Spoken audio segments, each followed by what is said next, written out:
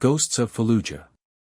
The rooster's shriek was a rusty nail scraping across Rourke's skull. He levered himself out of bed, the worn mattress groaning in protest, and padded barefoot to the window. The Bitterroot Valley was still cloaked in pre-dawn gray, the mountains jagged silhouettes against the faintest blush of light. Another day, another goddamn day. That he splashed icy water on his face from the basin. The shock a momentary distraction from the knot of anxiety that perpetually resided in his gut. That he didn't bother looking in the cracked mirror. What was the point? The face staring back was always the same, etched with lines that spoke of too much sun and too little sleep, the eyes holding a darkness that even the Montana sky couldn't penetrate. His breakfast was the same as always, black coffee, bitter and strong enough to stand a spoon in, and a handful of trail mix. Routine was his anchor, the only thing that kept him from drifting completely out to sea. That he ate standing by the window, watching the valley.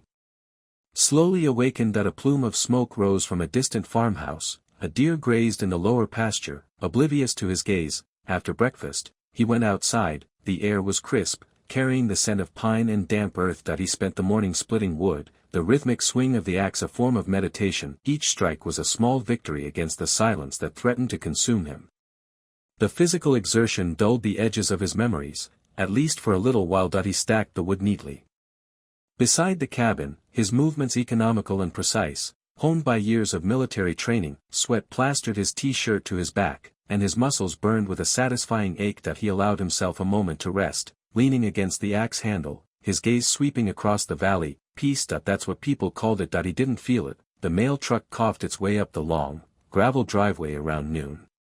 Rourke waited until it was gone before approaching the mailbox. Bills, junk mail, and a cream-colored envelope, thicker than usual, with no return address. His pulse quickened. That he hadn't received personal mail in years. Back inside the cabin, he hesitated before opening it. That he felt a prickle of unease, a sense of foreboding he couldn't shake. That he finally sliced open the envelope with his pocketknife and unfolded the single sheet of paper inside. The message was typed, the font old-fashioned, almost like a typewriter. Asterisk Operation Sandviper, grid coordinates, 32.654 N, 44.215 E. Confirm or deny, asterisk.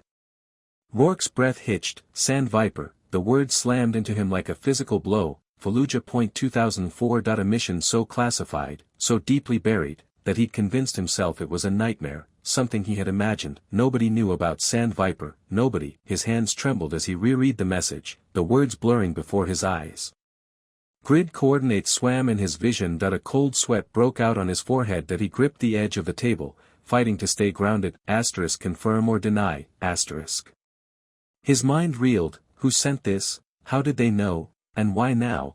After all these years, he scanned the paper again, searching for any clue, any hint of the sender's identity. There was nothing, just those 3 words, and the coordinates that had ripped open a hole in his carefully constructed reality. Suddenly, he was back there. The acrid smell of burning oil, the deafening roar of gunfire, the dust that coated everything, his skin, his lungs, his soul. He saw Sergeant Miller's face, young and terrified, right before the IED ripped through their Humvee. The image was so vivid, so real, that he could almost feel the heat of the explosion on his skin. Miller, incinerated, gone. He remembered the sickening thud as he pulled Miller's dog tags from the mangled remains, the metallic tang of blood coating his glove. Rourke squeezed his eyes shut, trying to block out the images, but they were relentless, flooding his mind with horrifying clarity. He saw the narrow, winding streets of Fallujah, the faces of the enemy, their eyes burning with hatred. He heard the screams of the wounded, the cries of the dying. He saw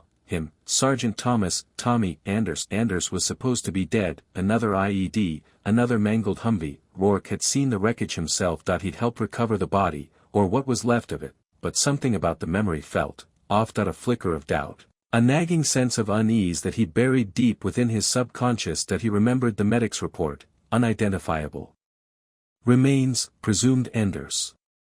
Presumed, not confirmed. Rourke opened his eyes, his heart pounding in his chest. The cabin swam back into focus, the familiar surroundings a stark contrast to the chaos raging in his mind. He was breathing heavily, his body trembling. He had to find out who sent that letter, and he had to know if Anders was really dead. Or if he was still out there, somewhere, watching him. He walked to the window and stared out at the valley. The sun was higher now, casting long shadows across the landscape. but Rourke saw only darkness. That he felt like he was being hunted. He grabbed his rifle from the gun rack above the fireplace, the cold steel a small comfort in his trembling hands. That he checked the magazine, chambered around, and walked back outside. That he scanned the perimeter of his property, his eyes narrowed, his senses on high alert. The wind rustled through the trees, carrying the scent of pine and something else, something metallic, like blood. That he spun around, his rifle raised, his finger on the trigger. Nothing, just the wind, but Rourke knew he wasn't alone. That he could feel it, someone was watching him. That he was sure of it. That he lowered the rifle slightly, but kept it ready. "I know you're out there," he said, his voice hoarse. "Show yourself." Silence. The only sound was the wind whistling through the trees, but the feeling persisted, stronger than ever. That he was being watched, hunted, and he had no idea why. Operation Sandviper. The second envelope possessed a heft that spoke of quality, the paper thick and almost vellum-like. Rourke discovered it amidst the usual dross of junk mail, the same coarse, printed address defacing its front. No need to slit the seal to know its grim contents. A familiar dread, like a frigid hand, squeezed his insides. That he carried the missive into the cabin, setting it with a deliberate thud on the scarred kitchen table. The aroma of pine cleaner, normally a source of comfort, now felt cloying. Like a shroud. That he fixed his gaze on the envelope, the silence of the isolated cabin magnifying the frantic drumbeat of his pulse. Outside, the pines sighed in the wind, a sound typically a soothing lullaby, yet tonight, it felt like a furtive conference from which he was excluded. At last, with an exhalation that tasted of stale embers, he tore into it. Within lay a single photograph and another typewritten sheet. The photo depicted a blurred, monochrome scene of a building reduced to rubble. Undeniably a location within Fallujah, though from an unfamiliar vantage. Scrawled on the reverse in that same blocky print, "Remember the children, Rourke." His breath caught in his throat. The typed document itemized a specific objective from Operation Sandviper, the securing of a suspected insurgent haven. It detailed names, call signs, the estimated number of enemy fighters. Then the narrative twisted into something sickening. It enumerated the unavoidable casualties, the family, including 3 children, found inside. The chilling words declared them enemy combatants by proxy, and the situation resolved decisively. Rourke's fist slammed against the table, the impact sending tremors through the coffee mug suspended overhead. His vision swam. That he tasted the dust, heard the echoing screams, felt the sickening give of his boots on the cracked tile. The youngsters' faces, contorted with fright, replayed in his mind's eye. He'd sought to wall it all off, drown it in liquor and pretense. That he had justified it as war, the only course available. But this reeked of a calculated attempt to exhume the buried horrors.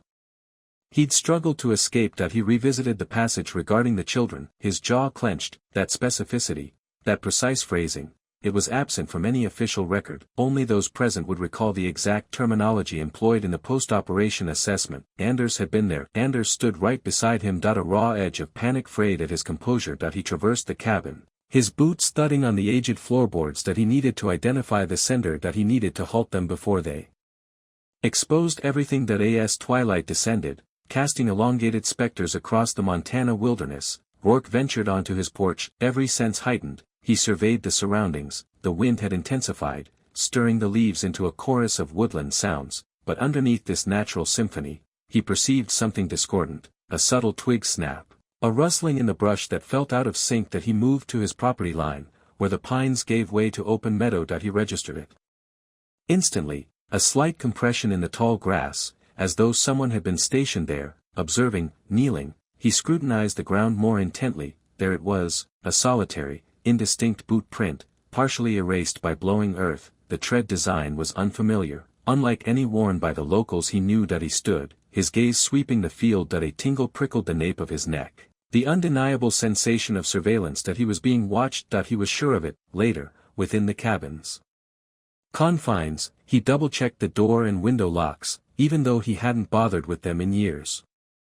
He typically kept a rifle near the entrance, but tonight he carried it into the bedroom, placing it within reach by his bedside. Sleep proved elusive. Each timber groan of the cabin, each rustle beyond the walls, sent a wave of adrenaline coursing through him. He lay prone, staring at the ceiling, the scenes of Fallujah swirling in his consciousness. He felt again the furnace blast heat, the crushing weight of his gear, the ever-present dread that chewed at his resolve. He conjured Anders, his youthful face set with grim purpose, his eyes reflecting the atrocities they witnessed. That he relived the IED strike, the searing flash, the thunderous boom, and then, oblivion, just emptiness. That he'd been told Anders had been obliterated, reduced to nothing. But what if they were mistaken?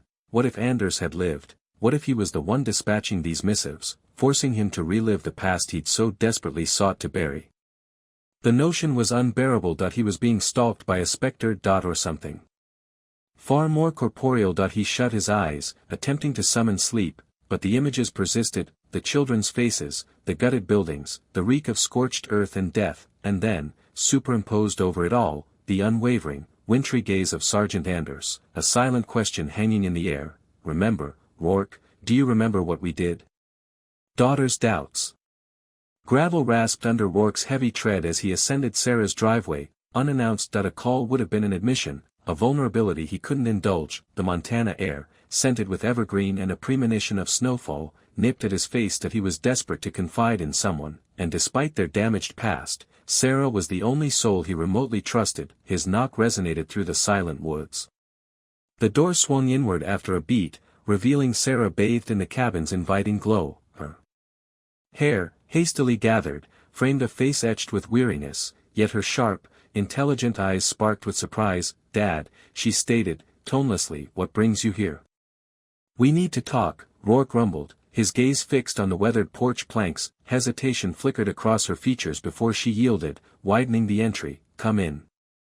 The humble dwelling radiated warmth, laced with wood smoke and the aroma of baking. Books lined the walls, and an unfinished canvas rested on an easel, a testament to Sarah's private world, one he had neglected to understand. "Coffee," she offered, already heading towards the kitchenette. "Black," he answered, sinking into a time-worn armchair. Silence, thick with unspoken grievances and years of estrangement, filled the space between them. He observed her practiced movements in the cramped kitchen. He recalled a bright, inquisitive child, constantly seeking answers. He'd been too preoccupied, too driven by his ambition, to provide them. Now, seeking her assistance felt like a cruel twist of fate. Sarah presented him with a steaming mug. "So, what is this about? You don't usually darken my doorstep." He sipped, the bitter brew searing his palate. He needed precision in his words. "I've been receiving correspondence." Her eyebrows arched. "Letters? From whom? Admirers?" He winced, her familiar sarcasm a shield. "Not admirers, Sarah, threats." He retrieved a packet from his coat pocket, the envelope, a photograph, a document, and handed it over, intently watching her reaction. She scrutinized the photograph first, her face hardening at the grim tableau of Fallujah. Next, she perused the document, a frown creasing her brow as she processed the list of names and the dispassionate accounting of the event. "Operation Sand Viper," she murmured, more to herself. "Unavoidable casualties, children." He nodded, jaw clenched. "They know things, Sarah, details that shouldn't be public, secrets I've kept buried." Her eyes narrowed as she looked up. "What details? What are you implying, Dad?" He faltered, the words lodging in his throat. He loathed reliving any of it. However, she had to grasp the situation, she needed to believe him. "Fallujah," he breathed, barely audible. 2004. There was an incident. A mission that went sideways. He perceived the skepticism in her gaze, the disbelief he'd anticipated. "So, blackmail, someone's after money?" "It's not about funds," he countered, shaking his head. "It's about exposure. Someone intends to punish me for what transpired." "And what exactly did transpire?" she demanded, her tone sharp. He couldn't divulge everything, not yet. He doubted he ever could. "Mistakes were made, choices that resulted in loss." She regarded him intently, her expression an inscrutable mask. Then, with a sigh, she ran a hand through her bun. "Okay," she relented, "let's see if I follow. You're claiming that you're receiving menacing letters about a top-secret military undertaking from almost 2 decades ago, an undertaking that led to collateral damage, and you believe this individual is attempting to, what, demolish your life?" He nodded, eyes glued to the floor. "I believe they're trying to force me to confront my past." Sarah inhaled deeply. "And you imagine I can be of assistance?" "You have a knack for uncovering information," he said, finally meeting her gaze. "You always did." She pondered this, her demeanor softening just a fraction. "Fine," she acquiesced. "I'll investigate that. And no promises, though." She approached her computer, a well-worn laptop perched on a compact desk by the window, her fingers danced across the keys as she entered Operation Sandviper. The search yielded meager results. A scattering of news reports covering the broader Fallujah campaign, a few obscure military discussion boards, and a smattering of conspiracy sites, nothing substantial, nothing that clarified the specifics outlined in the letters. "There's not much here," she observed, a frown returning. "It's been sanitized, it seems." It was a classified operation, he reminded her, his voice somber. "They wouldn't want the particulars circulating." "Well, someone managed to obtain them," she retorted, pivoting back to the screen, "and they appear to possess more insight than the official narrative." She persisted in her search, experimenting with various keywords and approaches that he observed her, hope kindling with each passing moment. Perhaps, just perhaps, she could assist him in uncovering the truth before it consumed everything. Whispers in the dark. The blank screen glared back at Sarah, the cursor's pulse a digital taunt. Hours of fruitless research had led her nowhere. Official accounts of Operation Sandviper were either Swiss cheese with redactions or simply non-existent. Each search, each carefully crafted phrase, smacked against the same impenetrable wall of secrecy. The military had entombed this operation, and the depth of her father's apprehension began to sink in. The quiet of her cramped apartment was punctuated only by the whir of the PC and the distant growl of traffic. She shoved back from the desk, the chair emitting a mournful screech. Time for a different tack. She needed rumors, not pronouncements. She navigated to a shadowy corner of the web, a forum teeming with veterans and conspiracy peddlers. A digital mire of deceit and delusion, but where the occasional glint of verifiable fact could also be found. She typed Operation Sandviper Fallujah, and hit enter, steeling herself for the inevitable flood of nonsense. Endless pages of drivel, diatribes, and outlandish accusations swam before her. Finally, buried on the third page, a thread titled Sandviper, the truth they suppress, snagged her attention. The original post, several years old, was penned by someone calling themselves Whisper 76. Sandviper wasn't about fighting the enemy. It was about sanitizing, covering up a blunder, civilian losses they wanted to erase. They called it unavoidable damage. We called it slaughter. I witnessed things there, specters that will haunt my every waking moment. They gagged anyone who spoke out, labeled them unstable, unreliable, but the truth lingers. Don't let them bury it alive. The posting was met with a chorus of dismissal, most labeling Whisper 76 as unhinged or embittered, yet, a smattering of replies echoed the sentiment, hinting at shared horrors and suppressed recollections. A more recent response, just months old, warned, "They're still watching, choose your confidants wisely." A cold wave washed over Sarah. This was far more than a mere mission gone awry. This was a conspiracy, and her father was caught in its web. She copied the thread's address and filed it under Sandviper Leads.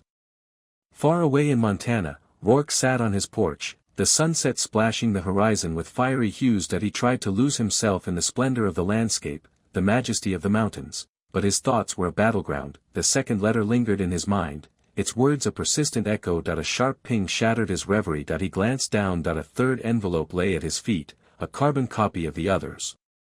His pulse spiked. He seized it, his hand unsteady, the cheap paper felt coarse against his skin. He tore it open. Inside, a solitary photograph. A faded image of a young Marine, grinning, cradling his rifle. Danny, his closest comrade, the man he believed perished in Fallujah, scrawled beneath the picture. You abandoned him, Rourke, you betrayed him, now it's payback time. Rourke gasped. Abandoned him? The accusation slammed into him with brutal force. He recalled the day Danny died, the explosion, the bedlam, the cries. He'd done all within his power to save him. Hadn't he? Doubt crept in, a parasitic worm gnawing at his core. Had he overlooked something? Could he have intervened further? The guilt he'd lugged for years, the remorse he thought vanquished, clawed its way back to the surface. He crushed the letter in his fist, his knuckles bone white. Danny was gone. He witnessed it. He felt the shockwave. This had to be wrong. A vile, calculated game, but the seed of suspicion had been sown, and its tendrils were already tightening their grip. Rourke staggered inside. Clutching Danny's photograph. He poured a generous measure of whiskey, his hand trembling so fiercely some sloshed over the rim. He tossed it back, the fiery liquid offering little solace against the tempest within. He studied his reflection in the darkened pane. A shell of a man stared back, haunted, shattered. A traitor. He slammed his fist against the counter, the impact sending a glass tumbling to the floor. "No," he rasped, his voice raw. "I didn't abandon him, that I wouldn't." Yet, even as he uttered the denial, uncertainty lingered, the whispers in the darkness amplified, and they tasted like truth. Back in her apartment, Sarah reread the Forum Post, the words dissolving into a blur. She had to speak with her father. Instantly, she snatched her phone and punched in his number, praying he'd pick up. The ghost of Danny Vargas. Rourke's gaze lingered on the time-worn photograph. Danny's carefree smile, a relic from a brighter past, felt like a silent accusation. How long had it been since he'd witnessed that exuberance firsthand? Far too long that he traced the faded image with a rough thumb, the fragile paper whispering under his touch. Sleep offered no sanctuary. The explosion echoed again, a blinding corona scorching his memory. He reeled, the metallic tang of blood and dust coating his tongue. Screams, a chaotic symphony of terror, and then, Danny. Or what remained of him, sprawled unnaturally amidst the mangled wreckage and smoldering dunes. He could almost taste the cloying sweetness of burning flesh, the sharp bite of explosives. But then, the vision dissolved. Was Danny truly extinguished? He shot up in bed, a sheen of sweat clinging to his thinning hair. His heart pounded, a frantic tattoo against his ribs, shattering the cabin stillness. He lurched to the sink, splashing frigid water on his face, desperate to banish the spectral odors and clamor. The mirror revealed a ravaged stranger, a gaunt figure haunted by bottomless shadows in his eyes. He had to regain control. He needed to confront, to genuinely exhume the truth of that day. He brewed coffee, bitter and potent, and sat before Danny's enduring image. Closing his eyes, he forced himself back to that parched road outside Fallujah, the oppressive heat, the simmering tension, the constant specter of danger. A routine patrol, bordering on tedious. Then the world detonated. He recalled clawing his way out of the debris, the persistent whine in his ears, the swirling disorientation. He remembered the desperate search for Danny, the agonizing discovery, his stillness. The memory flickered, incomplete. He gave orders for securing the area, for summoning the medevac. He saw the medic's somber face, the almost imperceptible shake of his head. But had he witnessed Danny's last breath? Had he actually seen life depart? The question gnawed at him, an unrelenting torment he couldn't quell. Doubt, a creeping parasite, began to infest the fertile soil of his conscience. Thousands of miles away, in a gleaming Chicago office tower, Sarah was pursuing specters of her own. Those anonymous posts had sparked a conflagration, an unyielding drive to decipher her father's past. Danny Vargas was her starting point. She infiltrated military databases, navigating the bureaucratic maze with practiced skill. Death certificates, service histories, casualty reports. She scrutinized them all, yet she found nothing. No official acknowledgement of Danny Vargas's demise in Iraq. No record of death, no report of casualty, no confirmation of his death in the purported IED attack. It defied reason. Every fallen soldier received meticulous documentation, unless the death had been deliberately concealed. Frustration pricked at her. She required more data. She needed someone who had been present. She recalled her father referencing a Sergeant Miller, a comrade from Fallujah. After hours of pursuit, she located him, retired, residing in a quiet Ohio town. She dialed his number, her tone carefully measured. "Sergeant Miller, my name is Sarah Rourke. I'm John Rourke's daughter." Silence stretched, thick and heavy. Then, a guarded voice finally responded. "Rourke, that's a name I haven't heard for a long time. What's your business?" Sarah detailed her reasons for calling, meticulously avoiding any hint of her suspicions or the mysterious letters. She simply inquired about Danny Vargas, about the incident involving the IED. Miller initially equivocated, his responses evasive and guarded, but as she persisted, subtle contradictions began to surface. He recounted the IED blast, the devastation, Danny's passing. However, when pressed for specifics, his memory faltered. He couldn't recall Danny's placement in the Humvee, nor the nature of his injuries. He claimed to have seen the corpse, but couldn't furnish a description. "It was a long time ago," Miller stammered, his voice cracking. "Things get hazy." "Hazy, or selectively forgotten?" Sarah countered, a sharp edge entering her tone. The line disconnected. Sarah stared at the receiver, her thoughts racing. Miller was withholding information. He possessed knowledge he refused to divulge, and the absence of any official record regarding Danny Vargas's death. It all converged toward one chilling conclusion: a profound wrong had occurred in Fallujah, and her father occupied its epicenter. Echoes of war. The Montana wind howled a mournful dirge around Rourke's cabin, a sound that mirrored the turmoil churning within him. He sat hunched over the kitchen table, a landline phone, an archaic necessity in this isolated corner of the world, pressed to his ear. Static crackled, swallowing fragments of his words. "Johnson, it's Rourke, John Rourke that we served together, Fallujah, Sand Viper." A long pause stretched, thick with the silence of someone weighing their options. "Rourke," the voice finally drawled, laced with a caution that set Rourke's teeth on edge.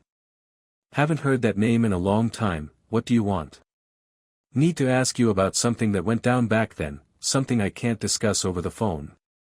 "Whatever it is, Rourke, I don't want any part of it. That whole mess is buried, best left that way." The line went dead. Rourke slammed the receiver down, the plastic cracking slightly. Another dead end. He tried 4 others already, each conversation ending with the same clipped responses, the same palpable fear. They were shutting him out, and the uniformity of their reactions screamed of something orchestrated. He rose, his joints protesting with a familiar ache. The shadows in the cabin seemed to deepen, pressing in on him. He moved to the window, peering out at the vast expanse of his property. The early evening light painted the snow-covered fields in hues of violet and gray, peaceful, serene. Liar. He felt it again, that prickling sensation at the back of his neck, the feeling of being watched. He scanned the tree line, his eyes trained to pick up the slightest anomaly, the unnatural glint of metal, a disturbed patch of snow. Nothing, but the feeling persisted, a phantom weight pressing down on his shoulders. Rourke walked to the gun cabinet and retrieved his rifle. He checked the magazine, the metallic click echoing in the stillness. He told himself it was just precaution, a habit ingrained after years of conflict, but deep down, he knew it was more than that. It was the creeping paranoia, the insidious whisper that told him he was a target. He stepped outside, the frigid air biting at his exposed skin. He patrolled the perimeter of his property, his senses on high alert. Every rustle of leaves, every snap of a twig sent a jolt of adrenaline through him. He found nothing, only the indifferent gaze of the Montana wilderness. As dusk deepened into night, he returned to the cabin, his unease growing with each passing hour. He sat in his armchair, the rifle resting across his lap, the only source of light the flickering flames in the fireplace. He tried to read, but the words swam before his eyes, lost in the fog of his anxiety. Suddenly, a pair of headlights sliced through the darkness, illuminating his cabin like a spotlight. Rourke tensed, his grip tightening on the rifle. He watched as a dark, unmarked SUV slowed, then stopped on the road just beyond his property line. The engine idled, a low, menacing growl. Rourke held his breath, his heart pounding in his chest. He couldn't make out the occupants. The windows were tinted too dark. He waited, every nerve in his body screaming for action. After what felt like an eternity, the SUV slowly pulled away, its taillights disappearing into the night. Rourke remained frozen, his gaze fixed on the empty road. He knew they were out there, somewhere in the darkness, watching, waiting. He rose and switched off the lights, plunging the cabin into darkness. Only the faint glow of the fire illuminated his face, etched with lines of worry and determination. He wouldn't be an easy target, not again. He'd survived worse, and he'd survive this. But a chilling thought echoed in his mind. What if this time, the enemy wasn't across the battlefield, but within? What if the ghosts of Sand Viper weren't just haunting his memories, but actively hunting him? The intelligence officer. The rain hammered against the corrugated iron roof of the bait shop, a relentless drumming that matched the frantic beat in Rourke's chest. The address on the scrap of paper had led him here, to the edge of Flathead Lake, where the wind whipped off the water in icy gusts. Nash's Lures and Lies, the sign proclaimed, the paint peeling like sunburnt skin. He'd found the name, Thomas Nash, buried in the deepest, most corrupted files on the burner phone Danny had used before the IED. Nash was listed as intelligence support for Sand Viper, and something else, something redacted, but marked with a skull and crossbones designation. Rourke pushed open the door, the bell above it jingling a discordant welcome. The air inside was thick with the smell of stale coffee, sawdust, and something vaguely fishy. Nash was behind the counter, hunched over a vise, meticulously tying a fly. He was a smaller man than Rourke remembered, almost frail, with a receding hairline and eyes that held the weary wisdom of someone who'd seen too much. He didn't look up. Help you find something, friend? Nash asked, his voice raspy. Rourke stepped closer, letting the silence hang heavy between them. Sand Viper, he said, his voice low and gravelly. Nash's hand stilled. He finally looked up, his eyes narrowing, assessing. Haven't heard that name in a long time, you lost, old-timer. Don't play coy with me, Nash. Did I know you were there? Did I need to know about Danny? Nash let out a dry, humorless chuckle. Danny, now there's a name I thought I'd buried deep. What about him? The official story is he died in an IED attack. That I'm starting to think that story's bullshit. Rourke watched Nash carefully, searching for any flicker of reaction. Nash resumed tying the fly, his movements deliberate, almost ritualistic. The war is full of bullshit stories, friend. What's one more? This one involves my life and Danny. Rourke leaned closer, his voice dropping to a near whisper. Someone's watching me, Nash, someone who knows things about Sand Viper that no one should. Nash stopped again, his knuckles white as he gripped the vise. You came to the wrong place. That I don't know anything.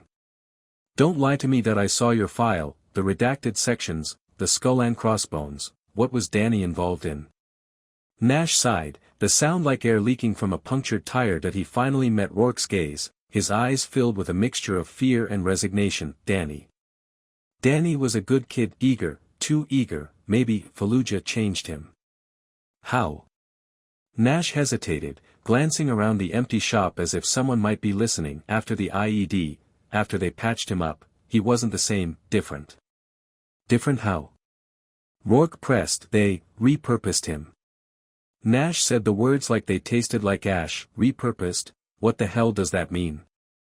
Nash shook his head, avoiding Rourke's eyes. It means he was useful. They saw something in him, something they could use.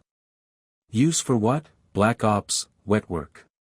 The questions tumbled out, fueled by a sudden, sickening understanding. Nash didn't answer directly. Let's just say Danny had a particular skill set, and some people in high places decided that skill set shouldn't go to waste. So, he didn't die. That he was recruited. By who? What agency? Rourke's mind raced, trying to piece together the fragments of information. Nash remained silent for a long moment. I don't know the specifics, and if I did, I wouldn't tell you. Some things are better left buried, Rourke. Rourke's anger flared. Buried? People are dying, Nash. I'm being hunted. I deserve to know the truth. Nash stood up, his face pale. The truth is a dangerous thing, Rourke, especially when it involves people who can make you disappear. Leave it alone. Go home, try to forget. Forget? How can I forget when they won't let me? Rourke ran a hand through his thinning hair, frustration mounting. Danny's alive, isn't he? He's the one watching me. Nash didn't confirm or deny it. That he simply stared out the rain-streaked window at the churning waters of the lake. I warned him. That I told him to disappear, change his name, start over, but he wouldn't listen. That he was too loyal. Loyal to who? To what? Nash shook his head again. I've said too much already. Get out of here, Rourke, before you bring trouble down on both of us. He turned back to his vise, his shoulders slumped. Just leave Danny alone. That he's not the kid you remember. That he's something else now, something broken. Rourke stood there for a moment longer, the rain beating against the roof, the silence broken only by the rhythmic click of Nash's pliers. That he knew he wouldn't get anything more from him. The fear in Nash's eyes was a palpable thing, a warning he couldn't ignore. He turned and walked out of the shop, the bell above the door jingling a mournful farewell. As he stepped back into the downpour, he knew one thing for sure: the IED that day hadn't killed Danny. That IT had just transformed him into something far more dangerous, and that broken weapon was now aimed squarely at him, the trap. The Montana wind howled, a mournful dirge that mirrored the knot tightening in Rourke's gut. He scraped the last of the mud from his boots, the grit a small price to pay for the hours he'd spent turning his property into a twisted stage set. The old pickup, rusted and scarred like himself, was strategically positioned by the barn, the makeshift roadblock, a tangle of fallen timber and barbed wire scavenged from the back 40, looked almost authentic under the fading twilight. That IT was a desperate gamble, a clumsy attempt to recreate the ambush site from Whiskey Delta, the one that had cost them so much, the one where Danny. Rourke shook his head, pushing the memory back into its cage. This wasn't about guilt, not tonight. That IT was about answers, about survival. The letters, with their unnerving precision, had painted a bullseye on his back. If Danny was behind them, and Nash's panicked words echoed in his mind, then Danny would come. He'd made it too tempting. The final letter, delivered just this morning, had practically spelled it out. Asterisk, remember Whiskey Delta, John, remember the price of betrayal? Asterisk. Rourke checked the chamber of his M1911, the familiar weight a small comfort. He'd emptied the house, sent Sarah to a friend's in Missoula with a flimsy excuse about needing to work on the cabin roof. He wouldn't risk her, not again. He settled into the shadows of the barn, the scent of hay and dust thick in the air. Time stretched, each minute an agonizing eternity. The wind picked up, rattling the corrugated iron roof, playing tricks on his ears. Every rustle, every snap of a twig sent a jolt of adrenaline through him. Paranoia, a constant companion these days, whispered insidious doubts. Was he being played? Was Danny even real, or just a phantom conjured by his own fractured psyche? Then, a sound cut through the wind's lament, the low growl of an engine. Headlights sliced through the darkness, illuminating the mock roadblock. Rourke's breath hitched. He gripped the pistol tighter, his knuckles white. The vehicle, a nondescript black SUV, slowed to a crawl, its headlights raking across the scene. It stopped a few feet from the timber, the engine idling menacingly. For a long moment, nothing happened. The silence was thick, suffocating. Then, the driver's side door creaked open. A figure emerged, silhouetted against the faint glow of the interior light, tall, lean, but something was off. The way he moved, stiff and unnatural, like a marionette with tangled strings. Danny. Rourke called out, his voice hoarse. The figure didn't answer. He took a few steps forward, into the light, and Rourke felt a chill crawl down his spine. It was Danny. Or what was left of him. His face was a roadmap of scars, a grotesque tapestry woven from burns and jagged lines. Point one eye was milky white, unseeing, the other burned with an unsettling intensity. He wore a tattered military jacket, the sleeves hanging loose on unnaturally thin arms. John, Danny rasped, his voice a rusty whisper. You remember, don't you, Whiskey Delta? Rourke stepped out of the shadows, his pistol leveled. Danny, what happened to you? A mirthless chuckle escaped Danny's lips. Happened, I was reborn. John, cleansed, made stronger. He gestured vaguely with a trembling hand. They showed me the truth, the real war. Who, Danny, who showed you? Danny's good eye narrowed. You wouldn't understand that. You're still blinded by the lie you helped perpetuate. He took another step, his gait still jerky and awkward. The lie. Rourke repeated, stalling for time, trying to decipher the madness in Danny's eyes. Sand Viper. It wasn't about terrorists, John. It was about. Danny paused, as if struggling to find the words. Controlling the narrative, shaping reality. Rourke felt a knot of dread tighten in his chest. He'd always suspected there was more to Sand Viper than they were told, but this. They used you, John, Danny continued, his voice rising in pitch. Just like they used me, but I woke up. I see the truth now, and you need to be punished for your part in it. He reached inside his jacket, his movements slow and deliberate. Rourke tensed, his finger tightening on the trigger. This isn't you, Danny, Rourke pleaded, the words sounding weak and hollow even to his own ears. Whatever they did to you, you can fight it. We can figure this out.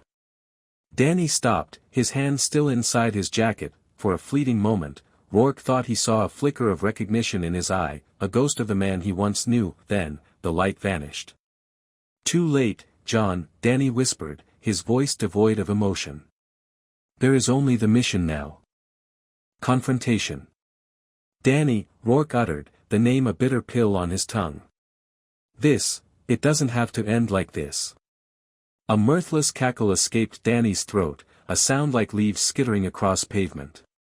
Doesn't have to, you stood by, Rourke, witnessed it all, allowed them to transform me into this. He swept a hand across his disfigured face, the lunar glow accentuating the labyrinth of scars. He was a mosaic of torment, pieced together with bitterness and fury. Rourke's throat constricted, the planned meeting twisting into a genuine snare. He'd sought answers. Now they arrived, jagged and raw. I was ignorant, Danny. Of everything that transpired, Sand Viper. It was just another assignment that we obeyed directives. Directives? Danny spat the word like poison. Is that your absolution, a Nuremberg defense, think that will cleanse the stain? Rourke, they pilfered my being, fragment by fragment, promised ascendancy, promised meaning, inflicted visions. He convulsed, his pupils darting erratically, revealed realities I could not process, things abhorrent, and you were a spectator. Rourke retreated a pace, gravel grinding underfoot. I remember the blast that I remember extracting you, the consensus, we all believed you perished. Perished? Danny's voice climbed, cracking on the precipice of hysteria. They orchestrated your belief in my demise, to commence the butchery, to inundate me with their concoctions. You perceive these as mere scars, Rourke. This is the external damage, imagine the internal desecration. A glacial dread seeped into Rourke's bones that he recalled whispers, conjectures concerning clandestine programs, about soldiers exploited as test subjects that he dismissed them as fireside tales, the kind that permeated the prolonged, vacant nights. Yet, gazing at Danny, at the haunted hollowness inhabiting his eyes, he recognized the veracity of those tales. What atrocities did they inflict upon you, Danny? Danny advanced, the corroded pipe catching the limited light. They pledged power, promised lucidity, promised retribution. He halted mere feet away, close enough for Rourke to detect the pungent reek of chemicals emanating from him. They unveiled the truth, Rourke, concerning Sand Viper, concerning your true purpose there. I am oblivious to your meaning. Rourke's hand instinctively gravitated towards the small of his back, where his knife resided. That he hadn't desired this confrontation, but Danny was beyond reason. Don't patronize me with lies. Danny shrieked, saliva spraying. I witnessed it, the documents, the experiments, the corpses. You were the conductor, Rourke, you possessed all the knowledge. I swear, Danny. You pledged to safeguard us, you swore an oath, and you permitted them to dissect us like cattle. Danny surged forward, the pipe slicing through the air with a menacing whoosh. Rourke reacted on instinct. Years of conditioning took command that he evaded the blow, the pipe narrowly missing his skull, and seized Danny's wrist, twisting with brutal efficiency. Danny howled in agony, the pipe clattering to the ground. Without pause, Rourke slammed Danny against the Humvee's hood, immobilizing him. Tell me what you know, Rourke rasped, his face scant inches from Danny's. Unravel Sand Viper for me. What was our authentic mission? Danny's eyes were vacant, unfocused. They sought something that an object, interred beneath the cityscape, something, primeval. Primeval? Rourke applied more pressure, disregarding Danny's labored breaths. They claimed it would redefine everything, bestow supremacy. You were tasked with securing it, Rourke, with its retrieval. I possess no such memory. Rourke clenched his grip, knuckles bone-white. That he recalled the oppressive heat, the pervasive dust, the ever-present terror. That he recalled the faces of the men who never came home, but he recalled no relic. Danny's resistance waned. That he sagged against the Humvee, his respiration ragged and uneven.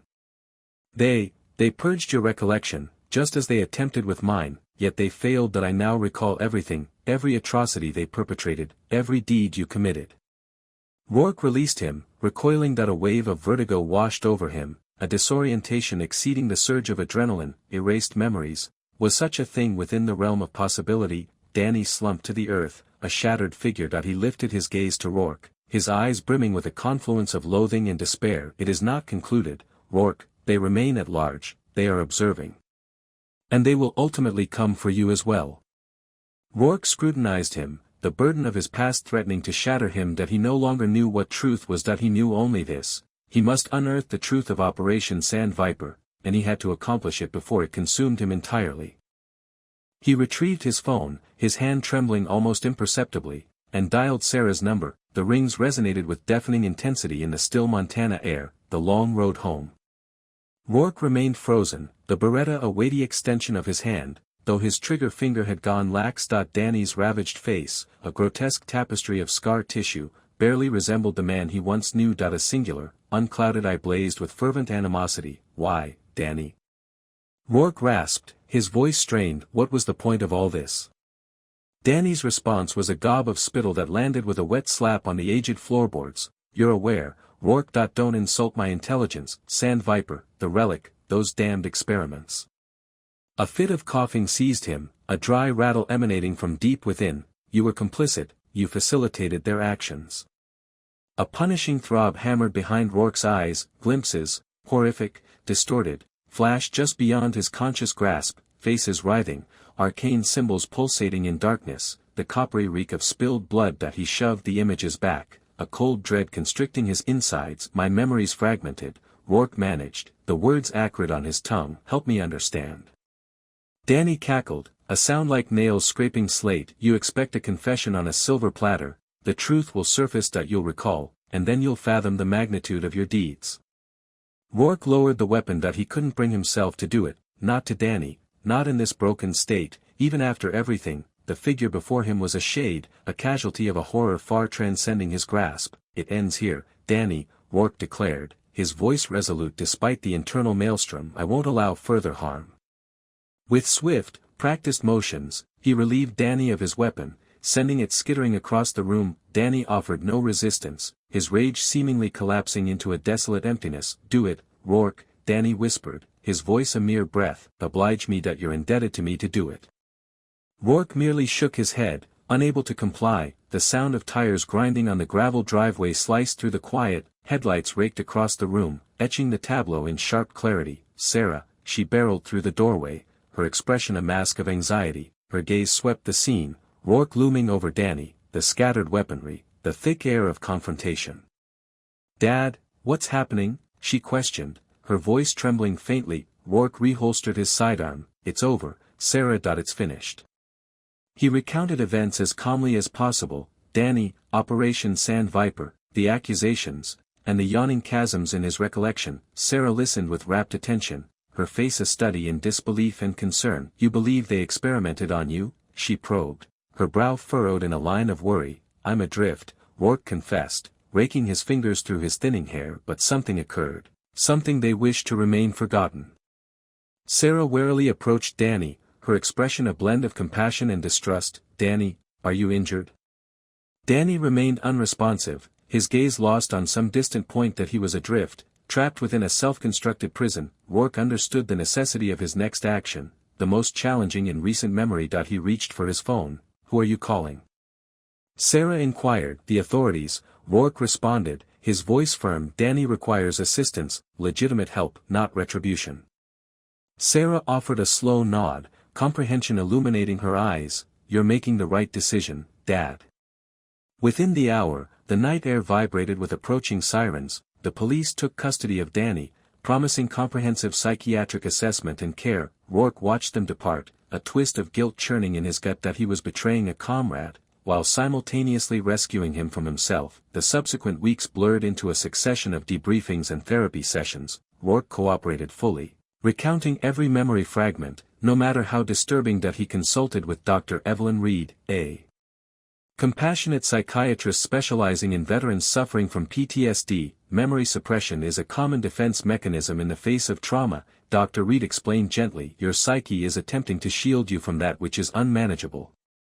She advocated focusing on the present, rebuilding his life incrementally. She prescribed medication to ease the anxiety and quell the nightmares, and she strongly encouraged continued therapy. Sarah remained steadfast, offering unflagging support. She delved into Operation Sand Viper, sifting through declassified documents and online forums, attempting to reconstruct the puzzle, skeptical yet determined to find answers.